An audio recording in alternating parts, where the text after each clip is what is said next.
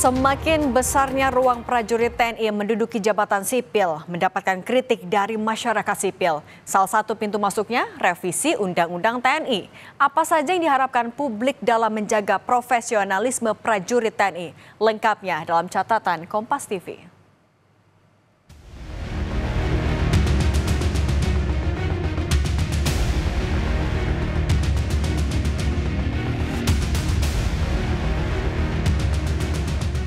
Menuju 3 dekade reformasi, semakin besarnya ruang prajurit TNI menduduki jabatan sipil menjadi sorotan.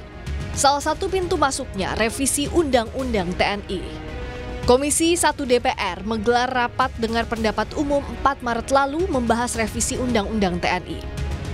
Peneliti imparsial Al-Araf mengkritisi setidaknya ada 2.500 prajurit TNI aktif menduduki sejumlah jabatan sipil pada 2023 yang dinilai dapat merusak sistem ketatanegaraan. Jangan kembali tarik militer ke dalam ruang jabatan sipil. Jangan goda mereka masuk ke wilayah itu. Karena itu akan merusak tata sistem ketatanegaraan kita. Para pegawai negeri sipil punya harapan, punya mimpi untuk menjadi direktur, untuk menjadi pejabat. Tapi stop ketika mereka jabatannya diisi oleh militer aktif, diisi oleh polisi aktif. Tugas militer sebagai alat pertahanan negara, tugas politik penegakan hukum, Kamtibmas nggak usah masuk di birokrasi sipil. Revisi Undang-Undang TNI jadi pro kontra karena sejumlah substansi draft RUU dinilai bermasalah, seperti TNI aktif dapat menduduki jabatan sipil serta penambahan usia pensiun.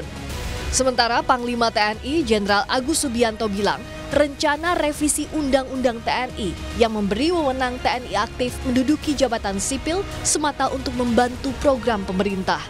Sekarang itu banyak kementerian MOU dengan saya, ya, berat dari Menteri Kesehatan, Menteri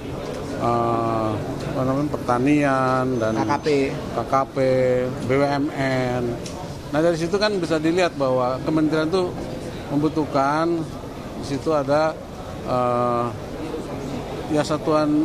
membutuhkan satuan TNI, sehingga dibutuhkan ada jabatan di situ untuk supaya melancarkan tugas-tugas kementerian tersebut. Nah, kita tuh berpikirnya kita untuk kemajuan NKRI, ya, untuk ke situ aja, untuk membantu program-program pemerintah, bukan untuk yang lain, ya.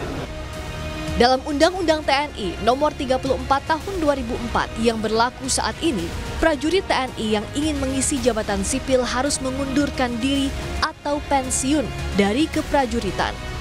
Berdasarkan Undang-Undang TNI, tentara profesional adalah tentara yang terlatih, terdidik, diperlengkapi secara baik, tidak berpolitik praktis, tidak berbisnis, dan dijamin kesejahteraannya, serta mengikuti kebijakan politik negara yang menganut prinsip demokrasi, supremasi sipil, hak asasi manusia, ketentuan hukum nasional dan hukum internasional. Tim Liputan, Kompas TV.